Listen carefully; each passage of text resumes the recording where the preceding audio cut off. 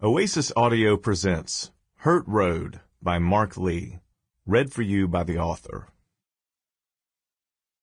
Foreword by Mac Powell. I met Mark Lee back in 1989. We were both juniors at McEachern High School in the little town of Powder Springs, Georgia, about 30 miles outside of Atlanta. I was starting my third high school in 3 years. We had moved quite a bit with my dad's job, and it wasn't very fun starting over every year of high school, having to say goodbye to old friends, hopefully meet new friends, and somehow try to learn to fit in. Mark had come over to my girlfriend's house to work on a beta club project with her and another one of their friends. I wasn't part of the beta club. I wasn't exactly beta club material, but Mark definitely was. It only takes a few minutes of conversation with Mark for someone to realize, this guy is pretty smart. I remember that he was on crutches. Now, you've got to realize that this was close to 30 years ago, and I've never claimed to have the best memory.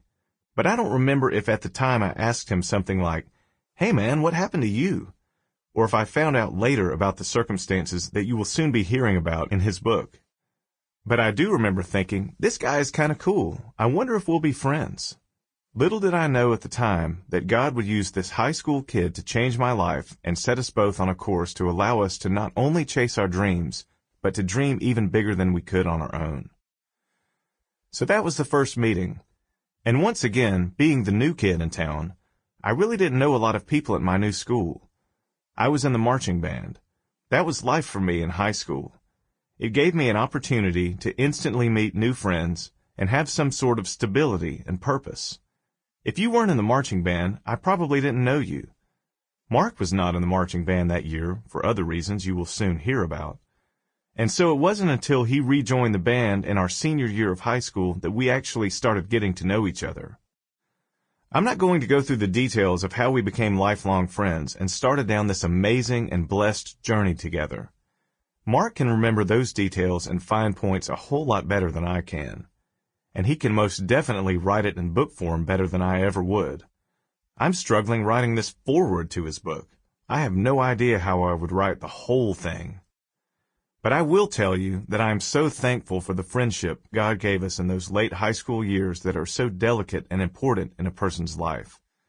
Mark's friendship was a gift to me that helped me walk along my own hurt road and grow in my faith and gave me the courage to try to chase after dreams I'm not sure I would have by myself. They say that people never change, and I suppose there's some sort of truth in that. Mark Lee is still a lot like he was back in high school, a library book nerd and a cool kid that can rock the guitar, a class clown and a deep theological thinker, a regular, blue-collar, down-home guy and a man with a great realization of what's going on in the world. I've always said that Mark is everyone's best friend. I've never met a person who didn't like him. He has such a unique sense of humor and is a personality that is truly one of a kind. There's hardly a time when he leaves the room and people aren't saying, "That Mark Lee dude, he's a character." I've seen him crack people up with a joke and the next minute have them in a deep discussion about the Bible, politics, or world affairs. It's interesting to read a biography of someone you've known for most of your life. You think you know someone. You think you've heard every story and every joke and every thought that a person could possibly have, especially with the time and miles and experiences you've shared together. But there's something special about someone telling their story and writing it down.